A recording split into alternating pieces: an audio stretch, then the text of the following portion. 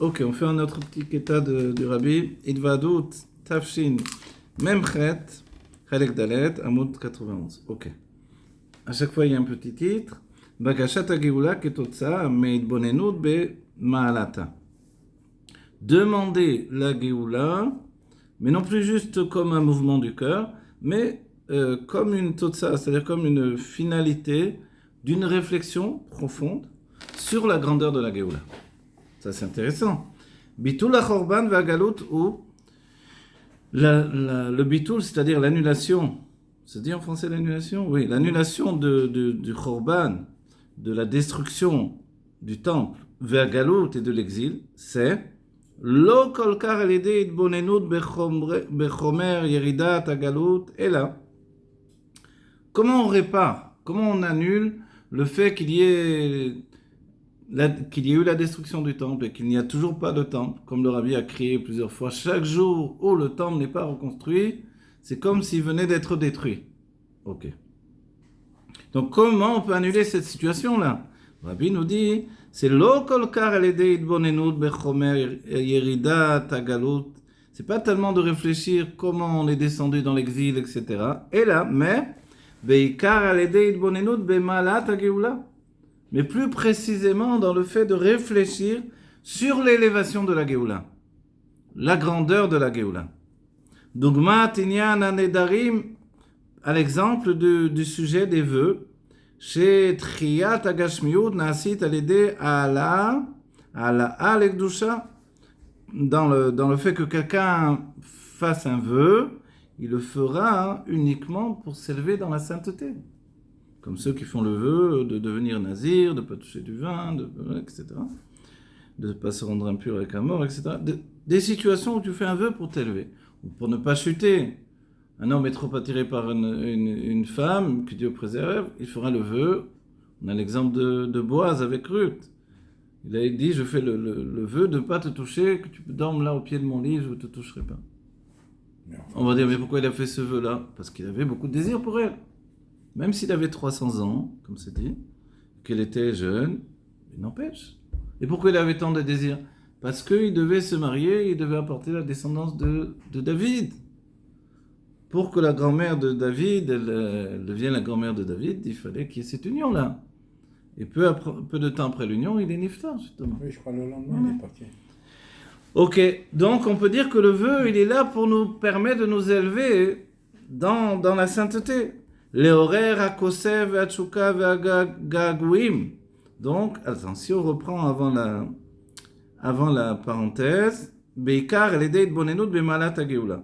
Comment on doit provoquer en nous le désir de la Géoula et finalement annuler tout ce qu'il y a de mauvais dans l'exil, la destruction du temple, etc. Le Rabbi nous dit, alors, c'est essentiellement par la réflexion de l'élévation de la Géoula.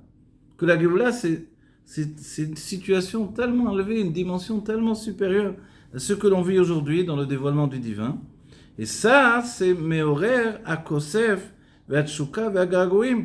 Ça éveille en nous un désir, un languissement, un désir extrêmement vivant et un languissement au bimele et de manière automatique à Bakasha Ve'adrisha, la demande que l'on va faire envers Dieu dans le sens de Drisha, c'est pas seulement de demander, c'est que maintenant c'est plus actif encore. C'est une demande qui est dans un état où je vais demander vraiment pour obtenir. Pas juste quand tu peux, non. J'ai besoin, c'est impossible de vivre sans la Géoula. Mais qu'est-ce qui a provoqué ça? Il a dit, c'est la Hitbonenut, la réflexion sur la grandeur de la Géoula. Et forcément, il faut étudier Inyane Géoula ou Mashiach pour ça. La Géoula tida she'al yedei ze memarim ou mazrizim et ha-Géoula bepoal mamash. Quand on est meorer otanu par la réflexion, comme on le fait en étudiant les sujets profonds de la Chassidut qui forcément nous entraîne vers la Géoula, c'est-à-dire vers le dévoilement de la Elokut, du Mashiach et du divin, forcément, ça éveille chez nous un désir de plus en plus grand. Oui, un désir qui pousse à la porte et qui désire, lui, obtenir, c'est-à-dire que ça soit concret. Et forcément, maintenant j'ai des gagouim, je ne peux pas continuer à vivre dans le même état, comme si je n'avais pas demandé la Géoula, comme si le Rabbi n'avait pas éveillé en nous la Géoula. On veut que ça devienne quelque chose de réel. Bepoal mamash, sans doute. C'est-à-dire que tant que ça ne s'est pas réalisé, on n'a pas vraiment de repos. Velo od ela shemegalim et apnimiut ve'atov. Et plus encore, il y a le fait que l'on dévoile le bien et l'intériorité du bien, shebe'inyan hachorban ve'agalut gufa, du sujet de la destruction du temple et de l'exil lui-même. C'est-à-dire qu'on doit être se lamenter sur la perte du Beth Amikdash et la situation de l'exil, etc. Ça ne fait pas avancer les choses. Mais être capable de concevoir que la destruction du temple et l'exil sont à même d'enfanter la Géoula et sont des étapes nécessaires pour entraîner le dévoilement de la Géoula et la venue immédiate du Rabbi Melech Mashiach et de la transformation de notre situation, c'est-à-dire la rencontre avec le Dat Elion, tout ça, c'est positif. Ça s'appelle Itapra Chashucha Leneora. On transforme l'obscurité en lumière. Dugmat Atarat Nedarim. Et c'est à l'image, puisque le Rabbi a parlé des Nedarim, de Atarat Nedarim. Quelqu'un qui voit que tu as fait un vœu. Alors quelqu'un, comme on dit, le mari qui entend sa femme qui a fait un vœu, immédiatement, il lui annule son vœu. Mais dans un autre cas, j'ai fait un vœu, et je vais voir 3 sages, donc c'est 3 sages, 3 danaïm, voilà, ou un dayan qui a la valeur de 3 sages, et il va m'annuler mon vœu. Mais pourquoi il va m'annuler mon vœu ? Il va me dire que si je me rendais compte que le préjudice que ça entraînait de faire un vœu comme ça, de dire je mange plus de viande, par exemple. Quelqu'un dit je mange plus de viande, et après arrive le jour de fête, il sait que En Simcha el Bassar, où il a dit je bois plus de vin, mais En Simcha el Yain, il n'y a pas de joie là dans la viande, il n'y a pas de joie là dans le vin. Alors il ne sait plus quoi faire maintenant le jour de fête avec ça. Donc il va voir le sage, il va lui dire écoutez, moi j'ai envie de faire pour Dieu un repas de fête comme il se doit, etc. Donc je dois manger de la viande, je comprends que c'est un manque maintenant dans ma vie de ne pas faire ça, de ne pas me réjouir par la viande et le vin. Arrive Purim, il y a le sujet de faire le mishté.